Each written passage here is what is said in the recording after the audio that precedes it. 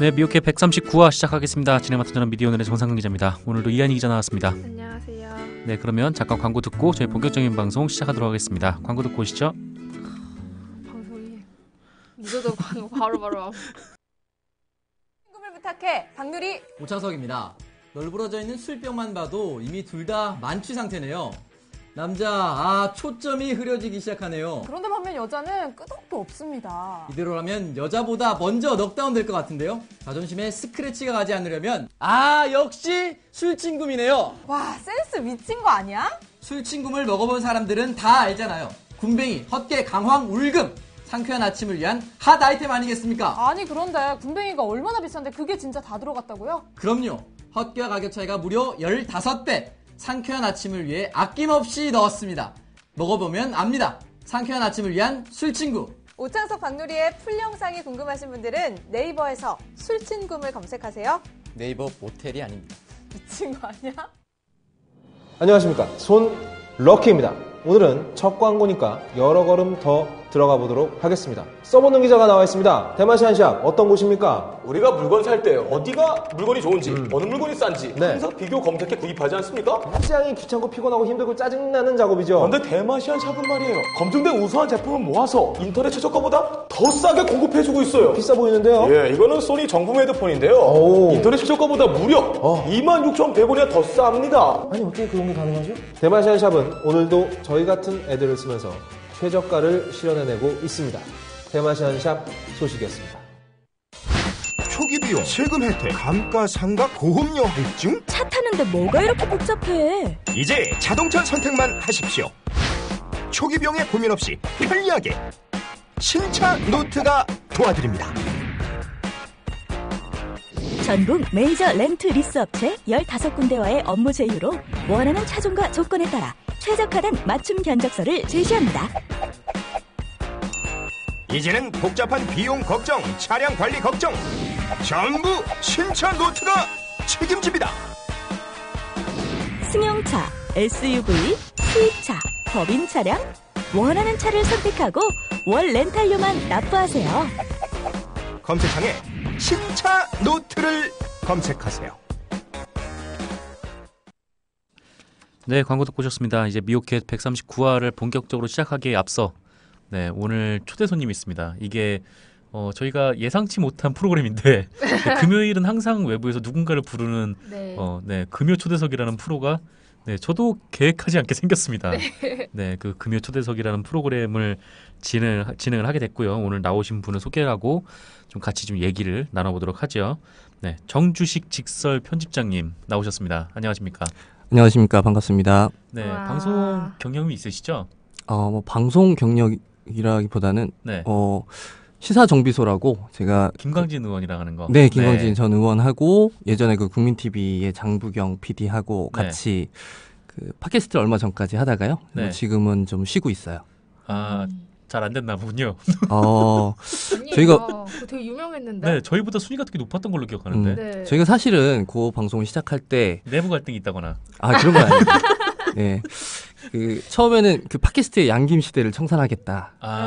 김어준, 김용민. 김용민 씨는 지금 방송 안 하시죠? 네. 그래서 저희는 그 야심차게 이분들 이게 너무 그 독재가 오래됐다. 그래서 저희가 좀 세대 교체를 좀 꽤 해보자. 이런 취지로 시작을 했는데 저희가 그건 좀 실패했어요. 아쉽게도 10위권 안에는 진입을 했는데. 와, 10위권 안에 진입했어요? 그래서 저희가 50회에서 중단을 했거든요. 만약에 한 100회까지 갔으면 양김시대를 정말 끝낼 수 있지 않았을까. 좀 그런 아쉬움이. 그렇군요. 시즌2 하세요. 저희가 못 이룬 꿈을 그 미오캣에서 이렇게 좀 저희는 해주시면. 이미 망했어요. 망한 방송인가요? 네. 나 부를 때부터 알아봤어. 네, 역시 내부 분란으로 막을 내린 거 아닌가라는 의혹이 점점 더 짙어지고 있습니다. 네, 뭐 알아서 해석. 근데 해주시고. 그때는 녹음하고 나서 편집하셨어요? 편집은 그때 뭐 다른 PD. 저희는 편집 안 하고 그대로 나가서 그래요? 실수하시면 안 돼요. 제가 좀 실수가 잦은 편인데 괜찮을까요? 저도 엄청 바보. 괜찮은가요? 네. 저는 괜찮은데 방송이 약간 좀 걱정이 되긴 하는데. 물론 안 괜찮습니다.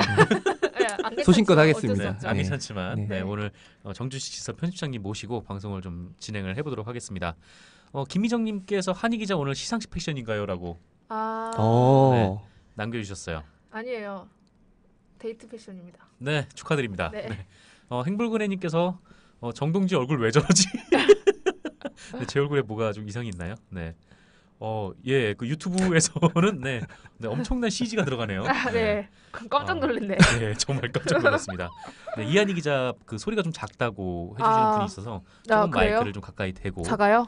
네, 말씀을 해주셨으면 네네. 감사하겠습니다. 네, 오늘도 이게 많은 분들이 네, 그 유튜브에 오셔서 댓글도 남겨주시고 별로 안 많은데요? 네, 그렇죠. 근데 어제도 한 10명 정도에서 시작을 지금 해서 시험 방송이라 그래요. 굉장히 좀 많이 네. 10명에 한 10배 정도가 늘어났거든요. 방송이 종료할 때. 우와. 네. 그러니까 한 100명 정도 되는데 오. 오늘은 50분으로 시작을 했으니까 네, 좀 더 빠른 시간 안에 100명을 채우고 끝나지 않을까 네, 그런 생각이 좀 듭니다. 어쨌거나 와주신 분들 너무너무 네, 감사드립니다. 댓글 안 보니까 답답해요. 아, 댓글이 안 보여서 네. 오늘은 노트북을 안 들고 왔네요. 오늘 쉬는 날이어가지고요. 네, 오늘 이한희 기자 휴가인데 네. 휴가인데 또 일로 나오신 거예요? 네. 네, 오늘 미디어 미디어 편집장님께서 나오신다는 얘기를 듣고 네, 이한희 기자가 다급하게 그렇군요. 미디어는 굉장히 좀 그렇네 좀. 아니 쉬시는 분을 부르면 어떡해요? 아니에요. 지가 온다 그랬어요. 네. 아 그래요? 저를 위해서 네, 특별히. 제가 섭외했으니까. 네. 고맙습니다. 이한희 기자가 섭외를 했기 때문에 네. 네, 지가 온다고 해서 네. 나오라고 했습니다. 그러면 저희가 본격적으로 방송 시작하기에 앞서 늘 저희한테 후원을 해주시고 네, 댓글을 남겨주시는 분들이 많으시기 때문에 맞아요. 네, 그 후원을 해주신 분들 좀 네. 말씀을 좀 드리겠습니다. 연세 후원마가 또 한 명 나타나셨습니다. 네, 고배고배님께서 미오캣 130화, 131화, 132화, 133화, 134화, 135화, 136화, 137화, 138화에 네, 그리고 미오북 2화에 각각 후원을 해주셨고요. 그 다음에 YOOI님, 네, 유이라고 읽어야 되나요? 네, 138화에 후원을 해주셨습니다. 그리고 레드연님께서도 138화에 후원을 해주셨습니다. 네, 감사합니다. 지금도 유튜브에서 네, 60분이 시청 중인데 비해서 그럼에도 불구하고 댓글은 굉장히 많이 달리는 편이에요. 네, 맞아요. 저희 활발한 참여와 함께하는 미오캣. 그니까. 네. 저도 원래 노트북 있으면 댓글 다는데. 네, 이한희 기자는 방송에 집중하지 않고 댓글을 달리는 네. 스타일인데 네, 오늘은 노트북이 없어가지고. 노트북이 없기 때문에 네, 방송에 집중하는 모습을 기대하도록 하겠습니다.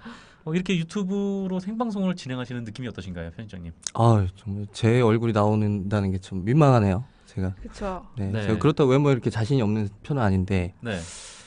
여러분의 평가에 맡기겠습니다. 이거는 때리라고 들어오신 거예요? 아니 이게 맞아요? 아, 그래요? 그래요? 이거 가져오신 게 아니셨구나. 아 여기 있더라고요. 네, 무슨 그렇군요. 벌칙 같은 게 있는 줄 알고 긴장했는데. 예. 네. 요런 소품이 있기 때문에 뭐 기회가 모르시니까 있으면. 말씀드리면 뿅망치가 있어요 지금. 네, 이게 자리에 뿅망치가 있어가지고 여기 있습니다. 네, 네. 그렇습니다. 유튜브로 보시는 분들은 알겠지만, 네, 그렇습니다. 수다맘님께서 잘생겼어요라고. 아유 오. 감사합니다. 네, 근데 정말 미남이세요. 아유, 그래요? 가식이 넘치는 방송. 네. 처음 알았네요. 오래 날씬- 봐왔지만 네. 처음 알게 된 사실. 날씬하셔서 기분이 나쁩니다. 네. 그 정동지라는 그 별명이 네. 제가 잘 몰라서 그런데 어떻게 그 유래가 된 거죠? 사실 저도 잘 모르겠어서. 아 그래요? 저희가 관훈 나이트 클럽을 네, 진행을 알고 하는데 있어요. 네. 그때 김용민 PD께서 네. 하사하신 네. 그 별명인가요? 일종의 자기가 과한 멘트를 하다가 네, 자기 혼자 잡혀갈까 두려워서 네, 저를 끌고 들어가다가 네, 그렇군요. 이렇게, 네, 저를 동지라고 부르는 네, 이런 일이 있었습니다. 네. 카인드위치님께서 훈남이시네요, 편집장님이라고. 아유 반갑습니다. 네, 감사합니다. 네, 그렇습니다. 오목렌즈 오늘은 없나요? 라는 댓글을 다시는 분들이 계시는데 그래도 오늘은 좀 카메라가 좀 띄어져 있어가지고 네, 유튜브로 보시는 분들은 어제보다는 비교적 쾌적한 환경에서 어제는 너무 클로즈업이 돼가지고 네, 어제보다는 비교적 쾌적한 별로다. 환경에서 관람을 하실 수가 있겠습니다. 네. 오디오로 들으시는 분들도 많으시기 때문에 네, 네. 비디오 얘기는 적절하게 하고요. 그러면 또 댓글을 남겨주시는 분들 좀 말씀을 좀 드릴게요. 제가 어제 그 요관결석으로 지금 병을 앓고 있다 이렇게. 지금 투병 중이신가요? 네, 투병 중입니다. 네, 안타깝게도 살은 안 빠지는데 어쨌건 몸속에서 사리가 생겨가지고. 아이고. 네, 어쨌건 치료 중입니다. 근데 여기서 제가 어제 그랬거든요. 이게 원래 모 대학병원에 갔는데 수술을 권해가지고.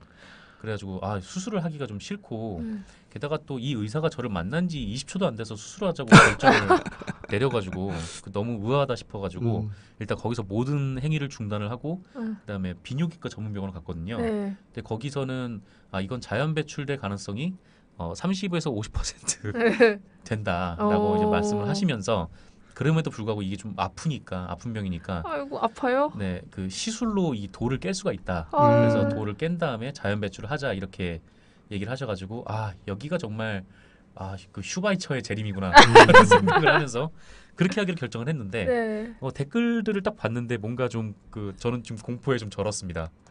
그 훈나는 사람님께서 제 지인이랑 증상이 똑같은 듯 제 지인은 비뇨기과에서 여러 번 시술로 사리를 조각조각 냈는데 그것들이 배출 안 되고 다시 뭉쳐져서 커졌다고. 네, 대학병원 가서 수술하라고 몇 달간의 통원치를 헛발질했죠.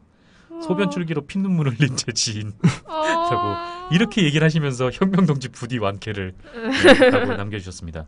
그리고 이게 나라다님께서 결석은 깨도 또 나온다고 그냥 병원 가서 한 번에 빼내시길이라고 남겨주셨어요. 네.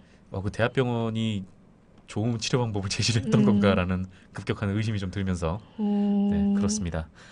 그리고 네, 어제 민동기 저희 편집국장이랑 방송을 진행을 했는데 이게 김현민 PD만 있으면 관훈 나이트클럽 멤버여가지고 관훈 나이트클럽 프리퀄이라는 제목으로 방송이 나갔었어요. 그래서 이것과 관련해서 그 원더풀님께서 김엄마가 안 계신 팟빵의 자리는 너무도 큽니다 라고 남겨주셨고 김엄마가 이제 김현민 PD 네. 네.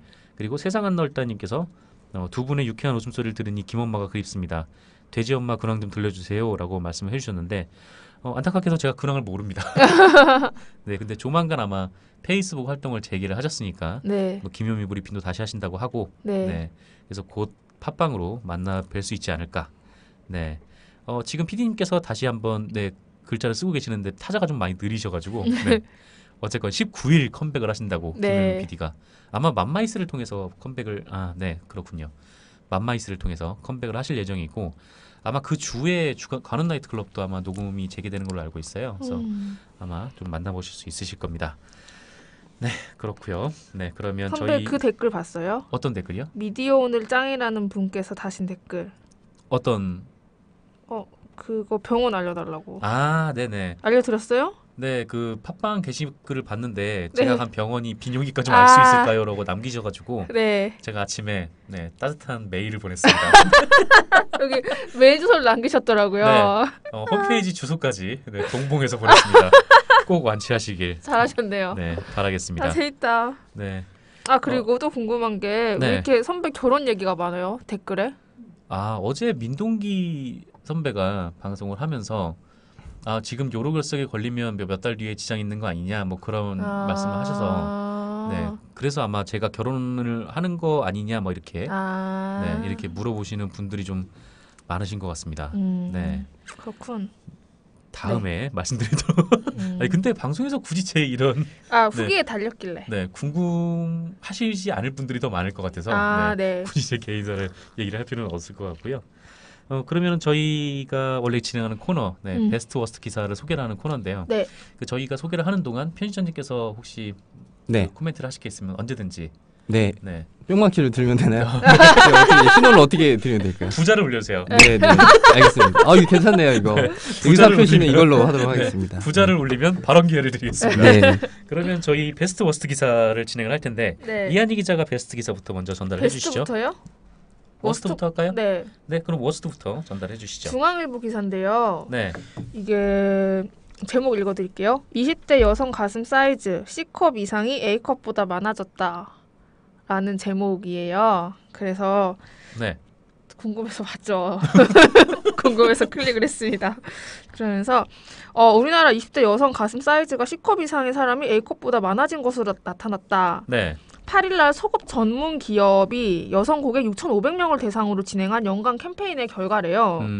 그러면서 이제 이 캠페인이 어떤 거냐면요. 정확한 가슴 사이즈를 측정한 다음에 전문적인 속옷 시착 컨설팅을 제공하기. 왜냐하면 사실 해보는. 이제 뭐 여성분들 잘 아시겠는데 브래지어가 이렇게 팬티처럼 그렇게 딱 단순하지가 않거든요. 티셔츠처럼. 네. 그러니까 되게 둘레나 컵이나 이런 것들이 되게 발언을 하고 싶으시면 똥망치를 주시면 됩니다. 미지의 세계라서 여기에 대해서 그러니까 이게 되게 생각보다 복잡해요. 그리고 정말 자기가 잘 맞는 걸 입어야 한다 이런 얘기들이 있는데 그래요? 네, 그래가지고 저도 이제 막 속옷 가게 같은데 가가지고 제대로 재달라 뭐 이런 걸 얘기도 해본 적이 있는데 아무튼 그런 캠페인이에요. 마녀님께서 어디 기사요라고 물어보셨는데 중앙일보 기사입니다. 네네. 네. 그래서 근데 그 이 캠페인에 따르면 20대 여성의 C컵 이상 비율이 34%고 네. 그리고 B컵이 34, 그리고 A컵이 31.75%였대요. 그러면서 이 기사가 뭐라고 하냐면 2014년에는 C컵의 비율이 21%에 불과했는데 3년 사이에 13%나 증가했다. 그럴 수가 있나요? 뭐 일단 들어보시죠. 그리고 A컵은 45%에서 점차 감소해 올해 가장 낮은 비율을 기록했다. 그리고 20대가 아닌 연령대에서는 A컵이 가장 높은 비율을 차지했다. 네. 뭐 이런 내용인데 올해 4월 10일부터 2주간 진행됐던 이 캠페인이 그렇게 2주간 진행됐는데요. 네. 저는 약간 이해가 안 됐던 게 이게 사실 6,500명을 대상으로 여성을 대상으로 진행한 거잖아요. 근데 이거를 갖다가 어떤 대한민국 20대 여성이 뭐 몇 년 전에 비해서 C컵이 더 늘어났다라고 전반적으로 네, 그렇게 표현을 할 수 있는 건지가 일단 의심이 들었고 예를 들어서 그러니까 이런 연구가 보통 나올 때는 한국인의 뭐 비만 정도가 늘어났다고 할 때는 거의 전 국민 대상으로 한 뭐 보험 그런 건강 검진 불쾌한 기사네요. 네, 그러니까 건강검진 자료 통계청에 나온 걸 그렇죠. 네, 근거로 네, 그거 근거로 뭐 비만이 늘어났다 뭐 이런 식으로 쓰는데 겨우 6,500명 조사해 놓고 이걸 뭐 이제 20대 여성의 대부분 30%가 C컵이다. 네. 그리고 뭐 아무튼 일단 이 점에서 좀 기사에 대한 신뢰가 가질 않았고요. 그리고 이 기사가 필요한 기사인지도 좀 그러게요. 이해가 안 됐어요. 그걸 왜 조사하는지 사실 잘 모르겠는데. 네, 그래서 제가 네, 바른 기회. 말씀하세요. 말해도 될까요? 네.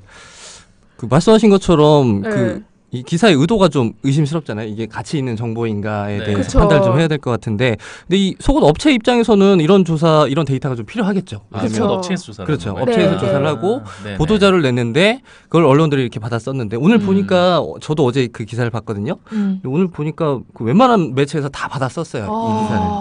저는 그러니까 그 자체적으로 속옷 회사에서 어떤 네. 그 수요에 대응하기 위해서 이런 조사를 할 수 있으나 네. 이걸 보도자료로 굳이 낼 의미가 뭐가 있는지가 좀 궁금하고 저는 여기 마케팅의 의도가 있겠죠. 네. 그러니까 그 예상이 되잖아요. 이런 기사가 그 이렇게 올라왔을 때 사람들이 이 기사를 어떻게 소비할지에 대한 좀 예상이 되잖아요. 그래서 네. 아니나 다를까 바로 그 네이버에 그 메인 기사로 떴더라고요. 네. 그래요.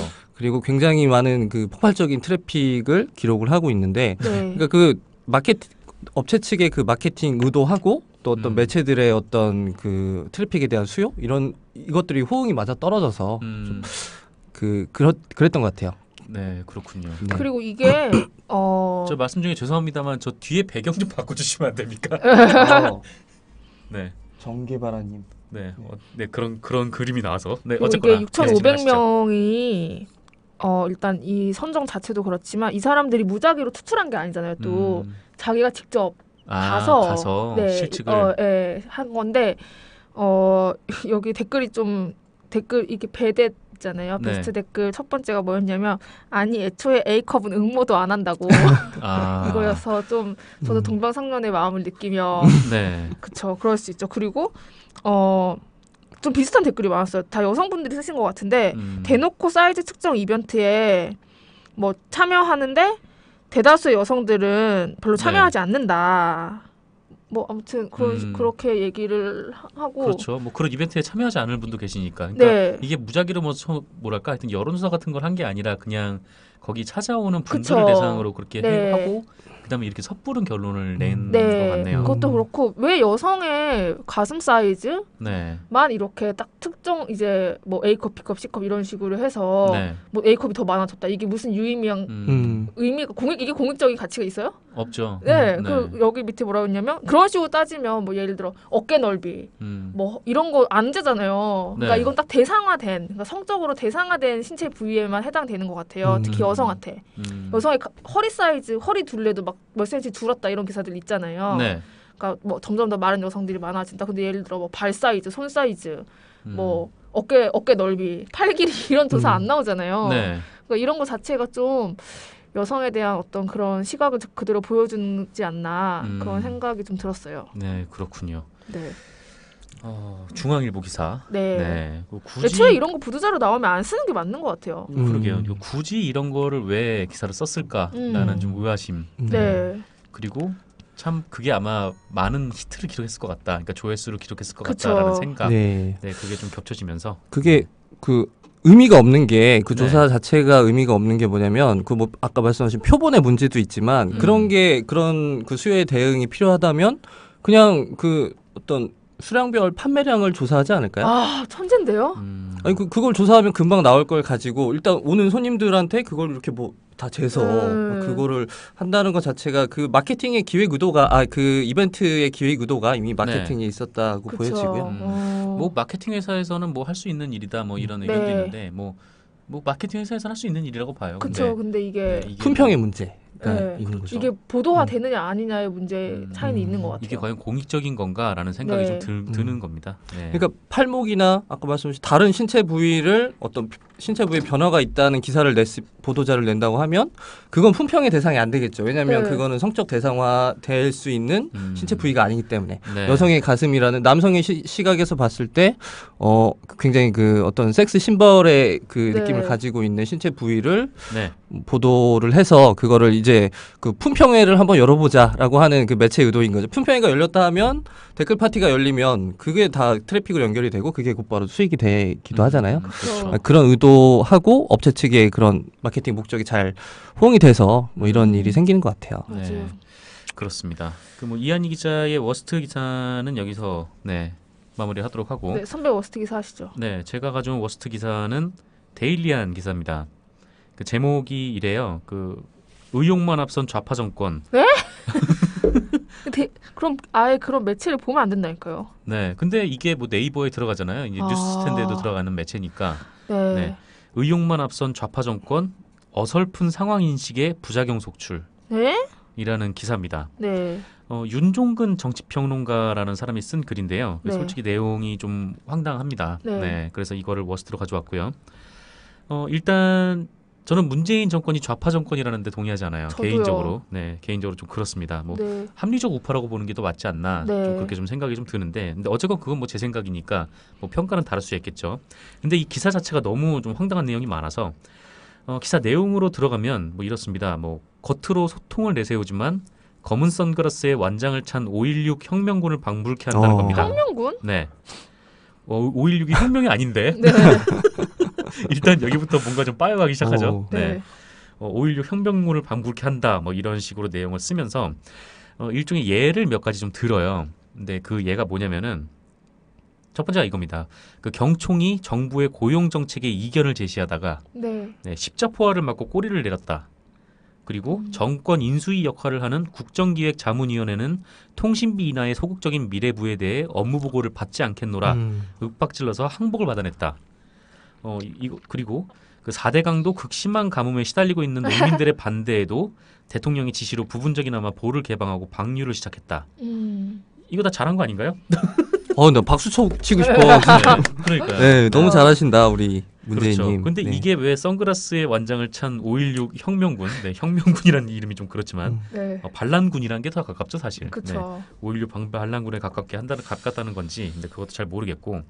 그러면서 이 사람은 이렇게 뭐 문재인 정부에 추진하는 정책을 4가지를 대표적으로 좀 내세우면서 이거에 대해서 비판을 하는데, 이게 첫 번째가 사드 문제, 그 두 번째가 고용임금 정책, 그리고 원전 폐기와 4대강 문제입니다. 이 문재인 정부가 이 4가지를 추진을 한다면서 이 4가지 정책 모두가 일과성이 아니라, 그러니까 단발성이 아니라 그 체제의 정체성 또는 국가의 백년대계와 연결된 중차대한 정책들이라고 규정을 하는 거예요. 맞는 것 같아요. 중차대한 정책은 맞는 것 같아요. 일단 뭐 원저 위협을 안고 사는 거, 그쵸. 그리고 뭐 녹조로 4대강을 못 쓰게 되는 거, 그것도 사드도 그렇고요. 그리고 또 비정규직 문제, 뭐 청년 백수 문제, 이런 것들 다 백년대계는 맞긴 맞습니다. 맞긴 맞는데. 그러면서 이런 얘기를 해요. 이 과반 이상의 국민들이 정책에 반대하며 문재인 정권의 일방적인 밀어붙이기식 행보에 우려를 나타내고 있다. 과반수의 국민들이 반대하는데요? 증거가 있어요? 증거는 없죠. 그리고 사실 뭐 여론조사를 보면은 지금 뭐 국정수행 지지도가 꽤나 높은 그렇죠. 편이기 80% 때문에. 가까이 나오고 있죠. 넘죠. 80% 넘던데? 네, 그렇죠. 네. 김희정님께서 데일리안 알고 보니 박정희 비토 중. 네, 그래서 이런 말을 쓰셨는데 그래서 계속 이 기사를 좀 읽어보면요. 그리고 계속 이제 비약을 하기 시작을 합니다. 네. 사드는 이미 한미 간 합의에 대해서 배치되어 있는데 이런 상황에서 절차적 정당성을 운운하면서 시간을 끄는 것. 문재인 정권의 목표는 한미 동맹의 재설정인 듯하다. 라는 논리적 비약이에요. 근데 이거 소설이죠. 네. 네. 사드 배치에 대한 문제가 아니다. 이렇게 문재인 정부가 미국 측에 이렇게 설명을 한 바도 있고 그래서 오히려 사드 이 기회에 좀 사드를 철회를 해야 된다라는 사람들 측에서 좀 서운해하고 있는 네. 그런 상황인데 무슨 한미동맹 재설정까지 나가는지 잘 모르겠어요. 네. 그리고 한미동맹은 지난 70년간 우리나라의 번영을 가능케 한 부적 같은 존재라고 주장을 합니다.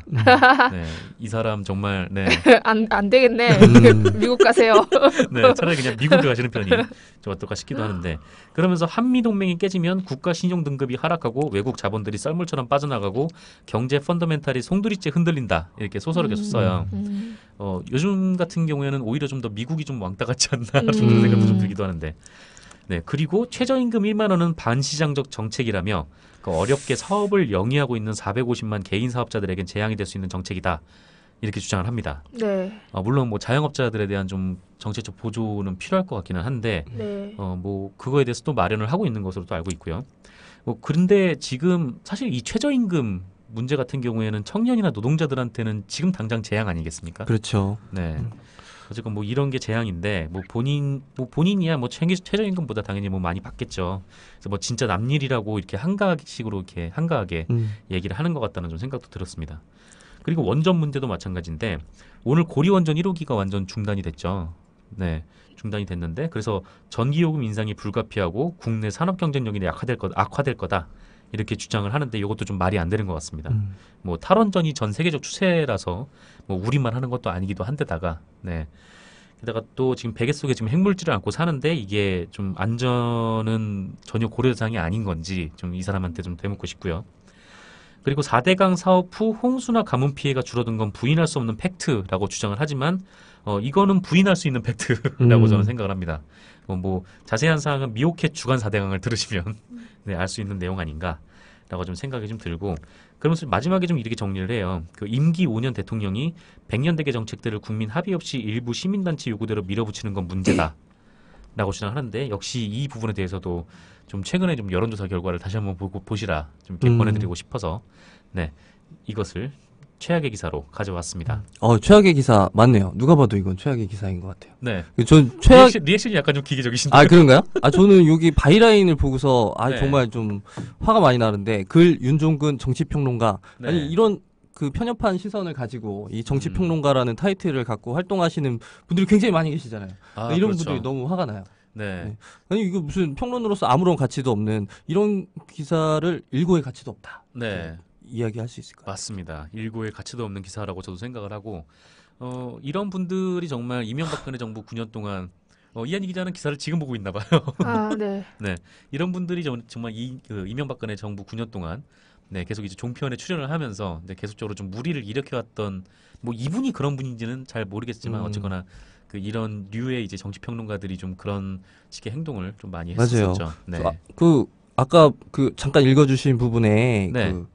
완장을 찬 5.16 혁명군을 방불케 하는 공포 정치의 연속이다. 그러니까 문재인 정부를 5.16 혁명군에 비유를 했는데 네. 제 생각에 이거 고쳤을 것 같아요. 5.16 반란군이라고 썼다가 그래야 문맥이 맞잖아요. 그렇죠. 부정적인 의미로 해야지 그게 의미가 통하는데 써놓고 뭐가 이상한 거야. 그래서 나중에 고쳤을 거라고 저는 생각이 드는데 이게 자아 분열이 일어났을 것 같아요. 네, 이분이 그렇죠. 쓰면서. 말이 앞뒤가 안 맞죠. 네, 그럴싸한 분석입니다. 굉장히 그로테스크한 문장이라 이게 계속. 네, 그리고 뭐 걸리더라고요. 공포 정치가 계속되고 있다라는 표현도 거기 있는 모양인데 네, 이분들한테 맞아요. 공포는 맞을 것 같긴 해요 지금 상황이. 그렇죠. 공포를 좀 네. 많이 느껴야 돼요 이런 분들은. 네, 그러게요.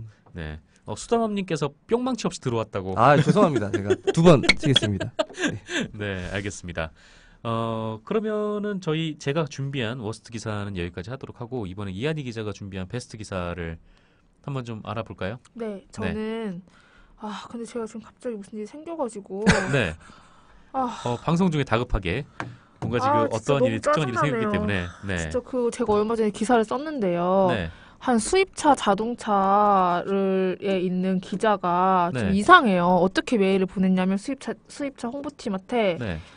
나한테 협조하지 않으면 나는 기자로서 네. 그에 대한 뭐 기사를 쓸 테니까 한번 그건 당해보면 알 것이다. 이렇게 쓰고 나한테 메일을 협조하지 않으면? 네, 그러니까 자기와 그러니까 나를 뭐 나한테 어떻게 해 나를 너의 인력풀로 등록해주고 나한테 보도자를 보내달라. 네. 갑질한 거예요. 네, 그렇게 하지 않을 시에 나는 사태가 일어날 것이다. 기자로서 책임을 다할 것이고 그거에 네. 대한 그거는 겪어보면 알 것이다라고 썼어요. 어디 그 메일을. 그래서 수입차 홍보팀에서 난리가 난 거죠. 이거 미친 사람 아니냐. 네. 도대체 어느 시대에 이런 사람이 이렇게 하냐.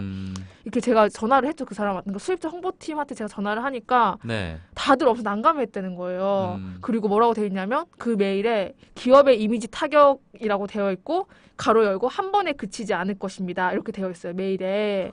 이상한 기자네요. 완전 갑질인 거죠. 그러니까 그리고 네. 또 정해져 있어요. 5월 19일 오후 4시까지 카카오톡으로 답을 하면 나한테 협조하겠다는 뜻으로 받아들이고 그렇지 않으면 협조하지 않겠다는 뜻으로 받아들인다는 거예요. 네. 그 미친 거죠, 완전. 그리고 수입차에 전화해보니까 다들 저한테 진짜 너무 너 그런 사람 처음 봤다. 그러면서 근데 그 사람이 달라고 하는 정보가 뭔지 알아요? 이런 식이에요. 미디어오늘의 요청드립니다. 한 다음에 정상근 씨의 생년월일과 주소와 핸드폰 번호. 이런 식으로 그 수입차, 그러니까 예를 들어 뭐 아우디다. 그럼 아우디에 근무하는 사람들의 네. 그걸 달라고 한 거예요. 개인 정보를. 그 홍보팀에서 네. 이건 줄 수 없다. 이렇게 얘기하니까 그걸 기사로 썼어요. 안 준다고? 네. 그 좋다고 그걸 기사를 낸 네. 거예요. 근데 지금 이 사람이 저한테 어떤 행태를 부리고 있냐면 네. 저한테 계속 문자랑 전화가 계속, 그러니까 전화가 안 오고 문자가 계속 오는데 제가 문자가 지금 네. 1,300개 정도 가까이 쌓였어요. 1,380개가 쌓였거든요. 제가 이 사람의 문자를 일일이 확인할 시간이 없잖아요. 네. 근데 저한테 지금 짧게 좀 읽어주세요. 네, 뭐라 그랬는지. 말씀드릴게요. 성함을 여쭤봤는데 6시까지 응답이 없었습니다. 그리고 제가 그날 마감이었거든요. 네. 제가 마감이라서 답장이 늦었다. 내 이름은 이한이다라고 보내니까 뭐라고 하는 줄 알아요? 주간신문 마감 날이라서 바쁘다고 설명하셨습니다. 근데 이한이 본인 마감 기사 때문에 바쁘셔서 대응을 못했다고 했는데 6월 6일 마감한 기사가 혹시 있으신가요? 나한테 마감한 기사를 지한테 보내라는 거고 그리고 네. 제가 또 친절하게 말씀드렸죠. 내가 휴대폰에 문자가 1,200개가 넘게 쌓여서 네 문자를 제대로 확인 못했다. 그러니까 문자는 1,200개가 쌓일 수 있으나 한꺼번에 아니면 시간차를 두고 1,200개가 동시에 오는 것이 현실적으로 불가능하다. 뭔 소리예요 이게? 근데 왜 자기가 대응을 못했냐면서 저한테 말장난하고 있네요. 저한테 이 자기가 보낸 내용에 대해서 금요일 오늘 오후 4시까지 메일을 부탁드린대요. 네. 근데 제가 제 메일 오늘 휴가라서 확인 안 했거든요. 네. 근데 이걸 제가 메일로 답장이 없으니까 저한테 이제 문자랑 카톡으로 이렇게 온 거예요. 그러니까 한마디로 내 문자에 왜 빨리 답장하지 않았는지에 대해서 그날 네가 마감한 기사를 보내. 그리고 왜 네 이름 늦게 말했어 나한테. 이거를 나한테 지금 그래서 제가 너무 계속 문자랑 카톡이 와서 읽는 거예요 지금 여기 청취자분들한테. 네, 진짜 이런 미친 기자는 조심하셔야 돼요. 네. 진짜 기자라고 다 이상한 기자가 사람이네요. 아니라니까. 네가 뭔데? 제가 그랬어요. 그렇게 제가 보내죠. 그렇게 말씀. 제가 왜 박 기자님의 취재에 응해야 하죠? 취재에 응해야 하는 이유를 알려주세요. 이렇게 뭘 알려줘 답장 안 할 거예요 이제. 네. 진짜 화나네요. 진짜 네. 세상. 갑자기. 네, 별 미친 기자가 다 있어요 진짜. 저도 열받은 거 막 이렇게 얘기해도 되나요? 네, 맞습니다. 뭐 어젯밤에 열받았더니 뭐 이런 거 얘기해도 되나요? 아니요, 이건 제 기사가 관련된 네. 일이기 때문에 그런 거예요. 네. 그러니까 수입차 나쁜 홍보팀 사람이네. 입장에서는 이제 어떻게 했을지 뻔히 보이네요. 네, 그러니까 왜냐하면 이 사람이 뭐 시승해달라면 시승해줘야 되고 막 이 사람이 원하는 자료 다 줘야 되는 거예요. 안 그러면 기사 써버리니까. 네. 근데 이 매체가 다음에 검색되는 매체거든요. 그러니까 사실 완전 이 기자 생활 처음 한다면서 참 이래가지고 되겠어요. 기자 생활 처음 한다고요? 네. 어디서 못된 것만 배워가지고 기자를 시작했네요. 이상한 사람. 변태 같아요. 네. 왜 내가 메일 늦게 보냈다고 문자 늦게 보냈다고 지한테 해명해야 되죠? 네, 그러게요. 어느 매체냐고 여쭤보시는 분들이 많은데 이니셜만 이야기해주세요. 무슨 포스트예요? 진짜 듣도 보도 못한. 듣도 보도 못한 포스트. 네. 그렇군요. 네. 포스트로 검색을 하다 보면 뭔가가 걸리긴 하겠죠. 네. 네, 그렇군요. 다음에 검색이 되는. 네. 네. 제가 나중에 제 기사를 후기에 남길게요. 그 기사를 한번 보세요. 그럼 정말 분노할 수밖에 없어요. 그러게요. 근데 실명 안 까길 잘했네요. 실명 깠으면 아마 저 평생 따라다니면서 진짜 괴롭혔을 것 같아요. 네. 지금 문자 4시간 늦게 답장했다고 저한테 이러는데 기사에 실명 깠으면 저희 집 앞에서 맨날 진치고 있을? 별로 이렇게 할 일이 없는 사람인가 보네요. 그런 것 같아요. 맨날 이렇게 문자만 보내고. 약간 좀 이상하세요. 너무 그렇군요. 싫다. 알겠습니다. 듣기만 해도 싫으네요. 네, 그래서 스트레스. 이한희 기자의 베스트 기사. 네, 저는 시사저널 기사고요. 네. 괴물로 커져가는 경찰이 무섭다. 라는 제목의 기사인데요. 이게 지금 이제 문재인 대통령께서 검찰의 이제 권한을 좀 이렇게 약하게 하면서 근데 사실 수사권 조정. 그걸 문제죠. 하면서 이제 경찰의 그럼 수사권이 당연히 커지잖아요. 근데 네. 항상 검경은 이렇게 좀 서로 더 권력을 많이 권한을 많이 가지려고 해왔는데 이제 경찰 입장에서 완전 땡스지. 근데 이제 수사권 조정도 하고 있고 그리고 대통령께서 직속 경호실도 폐지하신대요. 직속 경호실 대신에 경찰청 산하에 대통령 경호국으로 하면서 이렇게 되면 여기에 뭐가 들어가냐면 101이라고 해야 되나요? 네. 101? 101? 101이건 101은 뭐. 아무렇게 읽으세요. 네. 3D건 3D건. 알아만 들으면 되죠. 뭐. 그렇죠. 네. 101 경비단 202 경비단 그리고 22 경찰 경호대 이렇게 해서 직원만 경찰만 총 1,500명이 된다는 거예요. 그러니까 지금 대통령 직속인데 이게 경찰청으로 넘어가면 엄청나게 큰 경찰 조직이 되는 거죠. 이렇게 되면 당연히 인력 운영에도 이렇게 좀 더 여유롭게 할 수 있고 더 많은 일들을 권한이 세지는 거죠, 한마디로. 그렇죠. 그리고 게다가 이제 새 정부가 국정원의 그 국내 정보 수집 업무 안 하게 하겠다라고 했잖아요. 수사 기능도 안 하게 하겠지. 근데 이게 대공 업무 같은 거죠. 근데 이걸 이제 다시 이게 경찰청 산하에 안보수사국으로 하겠다고 하셨어요. 그러면은 이걸 다 정리를 해보면 검찰이 갖고 있던 수사권 경찰이 갖고 오게 되죠. 그리고 국정원의 대공 수사권. 그렇죠. 대공 수사권 갖고 오게 되죠. 그리고 대통령 경호 전담을 하게 되죠. 그러니까 엄청나게 커지는 거죠. 게다가 또 하나 더 있어요. 공인 탐정제라는 걸 전 처음 들어봤거든요. 공인 탐정제? 일본은 그거 시행하고 있잖아요. 그렇죠. 이거를 대통령 김전일. 코난. 익숙합니다. 근데 이게 이제 그 대통령 공약에 있었나 봐요. 사실 별로 관심 없어가지고 공약이 되게 많으니까. 근데 공인 탐정제라는 공약이 있는데 이게 명분상으로 이렇게 경찰에서 이걸 엄청 환영을 하고 있는데 이 환영하는 이유가 전직 경찰들이 할 수 있는 일이 생긴 거예요. 천재인데요. 네. 선배 천재예요. 그래서 이제 환영하는 이유가 이제 대놓고는 경찰력을 뒷받침해서 민생 치안을 강화할 수 있다라는 게 명분인데 이제 실제로는 이제 퇴직하거나 이제 아니면 좀 이렇게 경찰에서 좀 하고 이 경력으로 탐정을 하면서 돈도 많이 벌 수 있는. 그렇죠. 그러니까 이제 안정적인 보험 같은 거죠. 그래가지고 이제 되게 좋아한대요. 그러니까 한마디로 이 4개가 지금 동시에 생긴 거예요. 권한은 확대되고 게다가 나중에 경찰 끝나고도 탐정할 수 있고 얼마나 좋아요. 그렇죠. 근데 이게 사실 이제 이 기사에서 지적하는 거는 근데 이렇게 권한을 커져도 되냐라는 거예요. 물론 검찰도 문제가 있고 국정도 문제가 아주 많잖아요. 근데 그렇다고 해서 경찰한테 이렇게 많은 권한을 줘도 돼? 라는 게 이 기사의 의문점인데요. 왜냐하면 그 조국 수석이 인권경찰로 거듭나야 한다라고 말한 이틀 뒤에 성동경찰서 사건 혹시 아세요? 알죠. 그 범인인 줄 알고 때렸죠. 보이스피싱 범인인 줄 알고 무작정 그냥 패기 시작한 거예요. 일반 시민을. 그쵸. 그러니까 그래서 얘기한 게 그 사람이 저항해서 그랬다. 아니, 죄가 없으니까 저항을 하지. 아니 죄가 있어 때리면 저항하죠. 그렇죠. 제가 있어도 때리면 저항이 하는데. 당연하죠. 그럼 갑자기 무턱대고 때리면 어떡해요. 경찰한테 맞으면 진짜 억울할 것 같아. 그러니까 내가 무슨 위해를 당했을 때 나를 지켜줄 사람이 경찰인 거잖아요. 근데 경찰이 나를 때리면 이거 어떻게 해 이거. 진짜. 특히나 이제 집회나 시위 가면은 정말 그런 일들이 많잖아요. 그렇죠. 맞아요. 나를 지켜줘야 될 경찰이 내가 가는 길을 막고 맞아요. 길도 터주지 않고 그러니까요. 그런 일들이 많은데. 아무튼 그래서 이 보이스피싱 신고가 들어왔는데 이것도 저 약간 사건 알고 보니까 좀 웃기더라고요. 그러니까 그 시간에 저기서 그 사람 지나간다고 했나 봐요, 범인이. 근데 이 사람이 공교롭게도 그 시간에 지나간 거예요. 게다가 나이대도 비슷해. 남성이야. 이제 그래가지고 4명이 쫓아가서 막 팬 건데 이제 그 피해자는 뭐라고 했냐면 피해자 얼굴 보니까 막 멍들고 막 다 난리 났더라고요. 근데 아니 내가 범인이어도 이렇게 하면 안 되는 거 아닌가. 이게 아마 그때 검거를 했던 형사분이 총 4분이었고 4명. 그 사람은 아마 혼자였을 거예요. 그래서 어느 정도의 뭐 불필요하게 무기력을 써야 될 때도 있기는 한데 그쵸. 그래도 어느 정도 제압을 한 상태 정도로 끝냈어야 되는데 그쵸. 이게 그냥 계속 그 두들겨 팼던 모양입니다. 네, 게다가 더 문제가 경찰이 그 4명이나 있었는데 4명 다 그 맞은 사람한테 미란다 원칙을 고지하지 않았대요.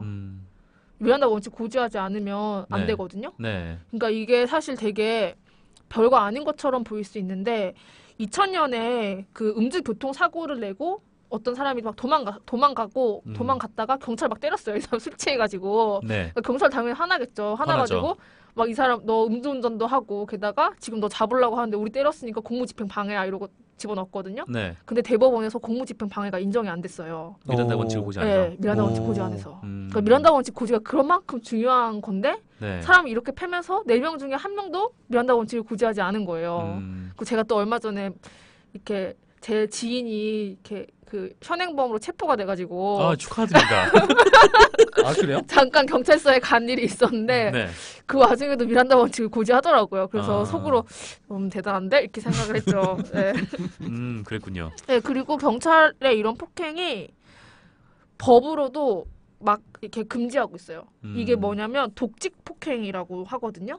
독직 폭행이 뭐냐면 인신 구속에 관한 직무를 행하는 자가 직권을 남용해서 가혹행위를 할 때 이 사람이 다치면 1년 이상의 유기징역 그리고 죽으면 3년의 징역이에요. 네. 근데도 아직도 경찰들의 이런 폭력이 되게 만연하잖아요. 사실 네. 그게 2010년에 이명박 정부 때 양천경찰서 고문 사건 혹시 기억하세요?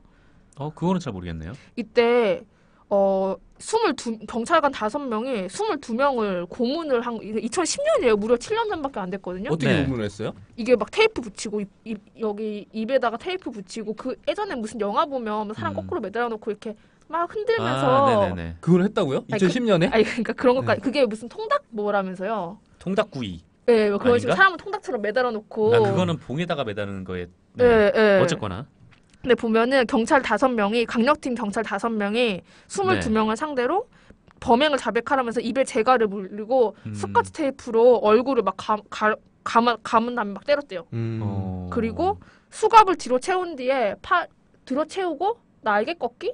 안 해봐서 모르겠는데 수갑을 뒤에 채우고 팔을 꺾으면 엄청 네. 아프겠죠 당연히? 그렇겠죠. 팔만 뒤로 해도 아픈데? 아무튼 그런 걸 해가지고 이게 네. 아무튼 그때 당시에 이제 성과주의가 부른 고문이다. 근데 이게 7년 전만 해도 이런 얼굴에 스카치 테이프를 감는 게 말이 돼요? 미친 말이 안 변태 되죠. 아니에요? 그건 고문이죠, 고문. 네. 그 고문이에요. 불필요한 뭐 그렇게 공권력을 행사한 거니까. 근데 이상해요. 네, 어쨌건 뭐 인권 경찰로 거듭나야 이 거대한 이런 수사권이나 아니면 여러 가지 권력들을 그쵸. 제대로 행사할 수가 있는데 또 그 부분에서 계속 이제 뭐 인권위에서 감시를 하면서 일종의 인권위를 경찰의 견제 기구로 네, 조국 민정수석이 설정을 한 거 아니겠습니까? 근데 경찰은 제가 봤을 때는 네. 진짜 아직 인권의식이 완전 바닥이에요. 진짜. 제가 집회 취재 많이 나가보잖아요. 네. 집회 취재 많이 나가보면 아직도 생각나는 게 그때 민주노총 앞에서 집회가 있었던 때인데 변호사가 그 민주노총 변호사긴 해요. 근데 자기가 이제 변호를 하러 가는데 법원에 가야 된다고 네. 나가달라고 하는데 그 경찰들이 안 뚫어주는 거예요. 변호사라고 말해도 나 변호사다. 나 지금 법원 가야 된다고 나 안 뚫어주는 거예요. 네. 그래서 제가 막 실강이가 있길래 제가 가서 보니까 못 나간다는 거예요. 그 변호사님이 저를 붙잡고 기자님 제발 어떻게 해달라 이러는 네. 거예요. 기사 좀 써주세요. 이래 지금 현장에서 제가 기자증을 보이면서 이거 지금 뭐 하는 거냐라고 하니까 그때 변호사가 길 가게 해주더라고요. 그래가지고 좀 어이없었어요. 뭐 국회의원한테도 체로액을 막 뿌리고 그러잖아요. 그니까요. 그렇죠. 네. 알겠습니다. 광고 들어야 되죠. 아니요, 광고 없이 그냥 갈 건데. 네. 그래요? 네. 흥분했네요. 네. 어쨌든 뭐 그렇습니다. 근데 뭐랄까 하여튼 이게 뭐 정당한 공권력 집행도 있긴 있어요. 뭐 있죠, 당연히. 네. 뭐랄까 가해자가 위협을 했을 때, 그러니까 용의자가 위협을 했을 땐 당연히 공권력을 행사를 해야 되는 건데 네. 지금 이런 아까 말씀드린 그 얼마 전에 그 폭행 사건 같은 경우에는 그쵸. 사실상 이분이 그 눌러서 제압을 당하기 전까지는 저항이 없었는데 그 이후로도 계속해서 폭력을 가했다라는 좀 그런 차이가 있었던 거거든요. 그래서 그 피해자분은 그런 생각이 들었대요. 그러니까 아 이거 장기 밀매다. 아, 그 맞아요. 네. 맞아요. 저 같아도 그럴 것 같아요. 아, 진짜. 갑자기 사람들이 와가지고. 처음에는 그 괴한 4명이 나를 막 둘러싸고 막 때리고 그쵸. 어디론가 끌고 가면 네. 그렇게 생각을 하겠죠. 당연히 반항하죠. 내 장기를 지켜야 되니까 반항해야죠. 그렇죠. 설령 돌이 생긴 장기라도 이거는 지켜야 합니다. 그거 만약에 그 열어봤다가 그냥 닫을 것 같아요. 뭐야 이거 이러면서 이왕 열었으면 돌을 좀 뺐으면 이렇게 이런 뭐 뭔가 써붙이고 끔찍한 다니세요. 이게 지금 지병을 이렇게 써붙이고 네네. 다니면 요러겠어 이렇게 배에다가 문신을. 아니 근데 진짜 그럴 것 같아요. 진짜 장기 밀매인 줄 알았을 것 같아요. 당연히 그렇죠. 반항하죠. 누가 반항하네. 알겠습니다. 그러면은 뭐 이한희 기자의 베스트 기사는 여기까지 하고 아, 벌써 근데 그게- 시간이 그 왜 좋은 기사인지 아, 이게 왜 네. 좋은 기사냐면 사실 지금 딱 보기에 검찰이 너무 문제가 많고 국정원에서 문제가 많으니까 네. 이걸 그냥 권한만 분해하면 된다, 분산하면 음. 된다라고 생각을 하기가 쉽잖아요. 그래 검찰 나쁜 놈들 국정원 대공 수사 안 돼 이렇게 하는데 네. 그러면 그 권한을 이어받게 되는 조직은 어떤가라고 좀 되돌아 볼 수 있는 기사가 아니었나. 네. 한희 기자님 반대하시나요? 그 수사권의 전 별로 생각이 없네요. 아 그러세요? 네. 알겠습니다. 잘 알겠습니다. 네. 빠르게 넘어가도록 하겠습니다. 네. 네. 제가 가져온 베스트 기사 빨리 좀 소개를 하고 오늘 초대 손님과 이야기를 나눠볼 건데요. 아 저는 지금 이야기를 안 하고 있는 건가요? 5시 47분에. 네. 2분만 하시죠. 네, 알겠습니다. 네. 좀 빠르게 베스트 기사 소개를 해드릴게요. 한겨레 기사고요. 그 73학번 강경화, 82학번 땡땡땡, 아, 저 봤어요, 82년생 그거. 김지영이라는 네, 칼럼입니다. 권태원 논설위원의 칼럼이고요. 이 강경화 후보자에 대해서 쓴 글인데 그 지금 자유한국당뿐만 아니라 국민의당에서도 강경화 후보자에 대한 반대 입장을 내놨죠. 그래서 청문 보고서 채택이 안 될 가능성이 매우 큰 그런 상황입니다. 이게 어차피 장관 후보자이기 때문에 채택이 되든 안 되든 장관으로 임명할 수는 있는데 근데 문제는 이렇게 강행을 할 경우에 이후에 뭐 추경이라든지 뭐 개혁 입법 같은 게 아무래도 장애가 될 수밖에 없다. 네, 그런 딜레마가 좀 있는 거죠. 정부로서는. 그래서 뭐 야당도 이걸 알고 계속 반대를 하고 있는 것 같아요. 근데 뭐 사실 청문회 내용을 보면은 제가 봤을 때는 어느 정도 강 후보자의 해명이 좀 낮다는 부분도 좀 많았었는데 어쨌건 야당은 강 후보자에 대한 비토를 멈출 생각이 좀 없어 보이는 좀 그런 상황입니다. 그래서 이 칼럼은 이 상황에 대해서 좀 담담하게 설명을 하고 있는데 그 논란이 됐던 지점 그리고 그의 임명이 가지는 의미에 대해서 좀 풀어내는 좀 그런 칼럼이었어요. 그래서 이 칼럼을 보면 그 강경화 후보자가 청문회에서 이런 말을 했다고 하는데 그거를 처음에 칼럼을 시작할 때 딱 제시를 하고 이 칼럼이 시작이 됩니다. 그러니까 미국에서 공부를 하고 돌아왔지만 정착을 못하고 교수가 되지 못했습니다. 그러한 저의 모습을 보고 그 당시에 여학생들이 학업을 포기했다는 소리를 들었습니다. 이렇게 강경화 후보자가 얘기를 했다고 해요. 그러니까 한국 사회에서 뭐랄까 하여튼 여성들에게 있는 유리천장은 분명히 좀 존재하는 거고 네. 특히나 외교부 같은 경우에는 지금까지 여성 장관이 한 명도 없었을 정도로 그 유리천장이 굉장히 그쵸. 강고했던 조직이기도 한데 뭐 임원의 문제가 아니라 심지어 이제 뭐 아이를 낳게 되면은 사실상 그 사회 활동을 손을 뗄 수밖에 없는 그런 것도 현실적으로 어느 정도 존재를 하는 건 분명하잖아요. 네. 좀 이런 상황에서 강경화 후보자가 뭐 여성이 한 번도 하지 못했던 외교부 장관 후보자가 됐고, 외교부 장관이 되는 게 좀 어쩌면 한국 사회 발전에 큰 의미를 지닐 수 있다. 좀 이런 생각도 좀 드는 거죠.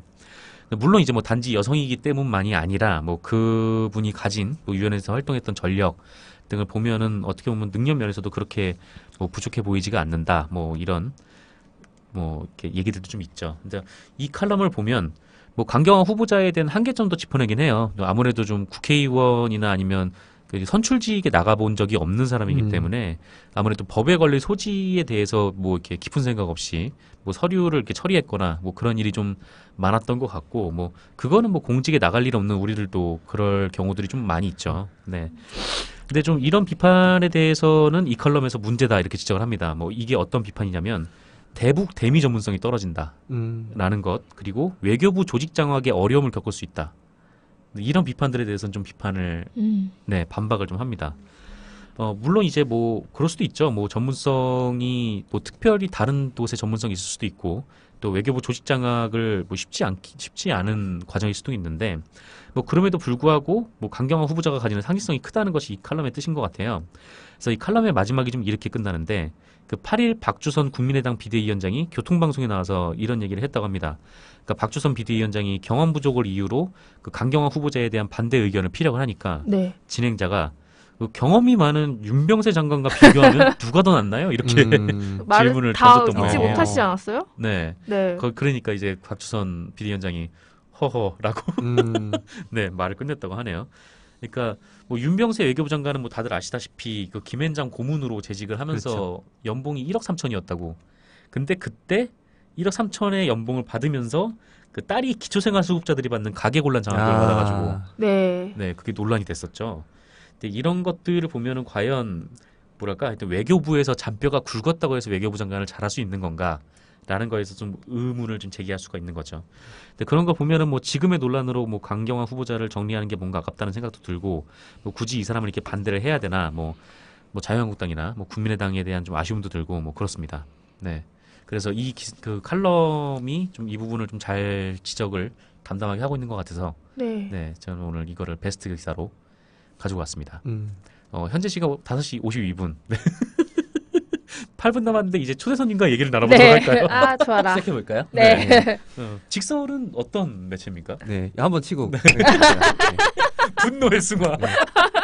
분노의 뿅망치. 아, 직설이요? 직설은 제가 운영하고 있는 온라인 웹진이고요. 네. 저희가 떠먹여주는 뉴스라는 모토를 갖고 있어요. 그러니까 그 사람들이 너무 바빠서 혹은 뉴스가 재미없어서 네. 어려워서 뉴스를 많이 보지 않는다. 그래서 이 돌아오지 않는 독자들을 탓할 것이 아니라 우리가 먼저 맛있게 뉴스를 좀 가공을 해서 직접 숟가락으로 떠서 이래도 뉴스 안 먹을래? 이렇게 한번 떠먹여 주자. 뭐 네. 이런 취지로 지금까지 활동을 해왔고요. 네. 그런데 최근에 좀 큰 문제가 생겼습니다. 어떤 문제가요? 그러니까 사람들이 뉴스를 너무 많이 봐요. 요즘에. 요즘에. 네. 그러니까 원래는 사람들이 이렇게 뉴스를 안 봐서 되겠냐라는 문제의식을 갖고 시작을 했는데, 네. 지난해 최순실 게이트 불거진 이후에 어딜 가나 뉴스가 나옵니다. 이젠 저희가 맛있게 포장을 안 해도 네. 그 많은 시민들이 열심히 뉴스를 찾아보는 아주 바람직한 현상이 나타나고 있어서 네. 참 굉장히 좋은 현상이지만 저희 매체에서 약간 좀 고민에 빠졌어요 지금. 네. 그러면 어떻게 더 맛있게 저희가 가공을 할 수 있을까를 좀 고민을 하고 있습니다. 네, PD님께서 충분히 말씀하세요. 남은 시간 다 드립니다라고 했는데 그래요. 여기까지 7분 하겠습니다. 남았어요. 7분. 저 어젯밤에 열받은 일 이런 거 해도 되나요? 하인님 갑자기 나 아까 깜짝 놀랐어요 지금. 네. 이하디가 갑자기 열받는 일로 약 10여 분을 잡아먹은. 네. 좀 풀리셨나요? 아니 지금도 계속 연락하고 있어요. 정말요? 네. 네. 이하디 기자는 계속 연락을 하고. 네. 네, 말씀 나누시죠. 네. 저는 HWP님께서 지들 말만하는 미혹해. 그리고 편집자님에 대한 고정에 대한 그런 말씀들이 많으시네요. 참. 미오캣이 지금 망해가고 있다고 해서 네. 제가 선뜻 어떻게 답하기가 좀 꺼려지는 질문이네요. 그래도 그 10위권 안에들은 팟캐스트를 진행해본 경험이 있으시기 때문에. 그렇죠. 네. 저희 양김 시대 청산의 과업은 저희가 네. 미오캣한테 이렇게 양보해드리도록 하겠습니다. 양김 밑으로 들어갈 겁니다. 저희는. 정동지가 이래서 정동지군요. 네, 그렇습니다. 사실 금요 초대석이라 그래서 네. 좀 굉장히 저는 이 코너명이 금요 초대석이다 그래서 좀 부담이 됐거든요. 네. 왜냐면 좀 뭔가 좀 말투도 고상하게 해야 될 것 같고 교양 있는 사람들이 나와야 될 것 같은 그런 코너였는데 네. 좀 그렇습니다. 좀 저희 교양 있습니다. 좀 요로걸성 얘기 막 갑자기 막 열받아서 막 분노를 하시고 막 그래서 진짜 이 기사를 꼭 보세요. 제가 또 자기 할 말에. 네. 문자 보내세요. 네. 네, 그렇습니다. 지금 차단했습니다. 네, 계속 축하드립니다. 카톡이 와가지고. 네. 그렇군요. 그래서 이제 직설이 좀 어떤 기사들을 좀 가공을 해서 제공을 하는 역할을 하는 거죠? 네. 또 갑자기 직설 얘기를. 네. 5분 남았기 때문에. 네. 직설 좋은 콘텐츠 되게 많아요. 예전에 막 네. 심상정 렉 파는 콘텐츠도 있고 그리고 되게 만화로 쉽게 많이, 풀어내잖아요. 뭐 많이들 기억하시는 거는 직설 만화가 있는데요. 네, 진짜. 그렇군요. 네, 그렇습니다. 태승아님께서 금요 꿰다 놓은 보리 초대서 네, 그렇군요. 이 코너 이제 곧 없어질 것 같아요. 네. 아닙니다. 아니요. 다음 주에 초특급 게스트가 예고가 돼 있기 아, 때문에. 그 누군가요? 네, 그거는 말씀드리지 비밀이에요. 않고요. 네. 네. 이번 주도 물론 초특급 게스트. 지난번에 그 이선옥 작가님이 이 코너에 나오셨잖아요. 네. 페이스북에 올리셨더라고요. 나 여기 나갔다. 이상한 코너에 나갔다. 그걸 들었는데 제가 그걸 들었어요. 한희 기자님이 그때 뭐 탈탈 털리시던 그걸 봤어요, 네, 제가. 맞아요. 근데 이 코너가 그날 처음 생긴 코너예요. 아, 이성욱 그런가요? 작가 오면서. 맞아요, 네. 맞아요.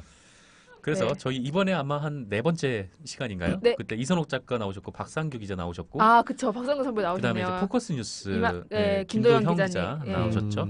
그다음에 이제 직설 네. 편집장님께서 나오셨는데 직설은 그런 거 없어요? 막 편집장이니까 막 네. 야 이런 거 기사 쓰지 마 이런 거 없어요? 많죠. 아 뭐야 그래요? 진짜요? 편집권 침해다. 농담이고요. 저희는 뭐 최대한 편집장이 편집을 하는데 편집권 침해라고. 아 그러네. 아. 근데 워낙 그 훌륭한 그 에디터들이 그 편집을 하고 있어서 네. 제 손이 많이 가지는 않는 것 같습니다. 아 그래요? 네. 몇 명이나 있어요? 지금은 좀 줄어서 지금 4명 근무하고 네. 있어요. 4명. 네. 편집장님까지 4명이요. 네. 네, 주로 네. 콘텐츠 재가공을 하는. 그렇죠. 저희가 아무래도 현장 취재보다는 네. 2차 가공 어떻게 네. 하면 조금 더 그 텍스트 형태로 나온 기사들을 어떻게 네. 우리가 조금 더 맛있고 섹시하게 음. 포장을 해서 뉴스를 평소에 보지 않는 사람들의 어떤 타임라인에까지 도달시킬 것인가 뭐 그런 고민을 주로 하고 그쵸. 있어요. 맞아요. 그렇군요. 그래서 예전에는 굉장히 화제가 됐던 컨텐츠들도 되게 많았던 것 같아요. 이렇게 만화로 시사를 설명한다든지. 요새도 있지 않아요? 없어요? 만화 좀 새로운 시도들 많이 했는데요. 네. 예를 들면은 기성 언론의 문법으로 잘 다루지 않는 것들, 예를 들면 뭐 아까 말씀하신 그 뮤직비디오 형식으로 네. 뉴스를 포장한다든지, 네. 아니면 영화 트레일러 예고편 형식으로 어떤 뉴스를 가공을 한다든지, 네네. 아니면 그 모바일 메신저 형태로 카카오톡 화면으로 뉴스를 구성해서 맞아요. 뭐 전달한다든지 뭐 이런 시도들을 좀 많이 해왔습니다. 네. 그래서 뭐 뭐랄까 하여튼 그런 걸 만드는데 막 영화 예고편 같은 거 만들고 그런데 시간이 굉장히 오래 걸리지 않나요? 그렇죠. 그러니까 저희가 이걸 만들다 보니까 네. 저희가 주로 그 어떤 패러디 조롱 류의 그런 네. 그 우리나라에서 좀 정치 풍자 패러디에 대한 그 인식이 좀 그런 걸 적극적으로 하는 매체들이 많지 않잖아요. 맞아요. 네, 맞아요. 저희가 힘들죠. 좀 그런 분야를 좀 개척해보자 뭐 이런 그 취지로 그런 것들을 했는데 네. 그 제작을 하다 보니까 이런 거 느껴요. 우리가 어렵게 만들수록 사람들이 쉽게 보더라. 그러니까 사람들이 쉽게 이해하도록 만들려면 저희가 더 어렵게 어떻게 하면 더 쉬운 문법으로 풀어낼 수 있을까 저희가 고민을 더 많이 해야 되더라고요. 혹시 또 고민스러운 게 지금은 일단 이명박 박근혜 정부를 거치면서는 패러디거리가 굉장히 많이 생겨났잖아요. 그렇죠. 네. 요새는 좀 그런 소재가 좀 떨어지지 않았나 그렇죠. 비교적. 요새는 되게 뭔가 순정 만화식 패러디만 네. 난무하죠. 위화. 그렇죠. 그래서 사실 저희는 사실 목숨 걸고 그렇게 막 놀렸어요. 네. 너무 재밌잖아요. 그러니까 네. 예를 들면 뭐 그 박근혜 대통령의 그 화법 그네체라고 네. 하는 그 말 아. 너무 대통령이 저렇게 말을 너무 못한다 저렇게 못하면 되냐라는 그 문제의식에서 뭐 패러디 콘테스트도 한번 개최한 근해문학상 패러디 콘테스트도 개최한 적이 있고 네. 근데 정말 재밌게 보냈는데 제가 말씀 네. 드리는 순간 좀 죄송하지만 저희가 끝났나요? 끝날 때가 됐습니다. 뭐야 이게? 네. 팟빵 오디오는 여기서 종료를 하고 유튜브로는 조금 더 방송을 진행을 하도록 하겠습니다. 그냥 끝내시죠. 아 그럴까요? 네. 이거 한번 키고 마무리하겠습니다. 네. 오늘 나와주셔서 좋은 말씀 들려주셔서 정말 감사하고요. 감사합니다. 저희가 뭐 기회가 있으면 다시 모실 일은 그렇게 책 쓰시면 오실 수 있어요. 책 내세요. 네, 그렇죠. 네. 책을 쓰고 여길 나와야 되나요?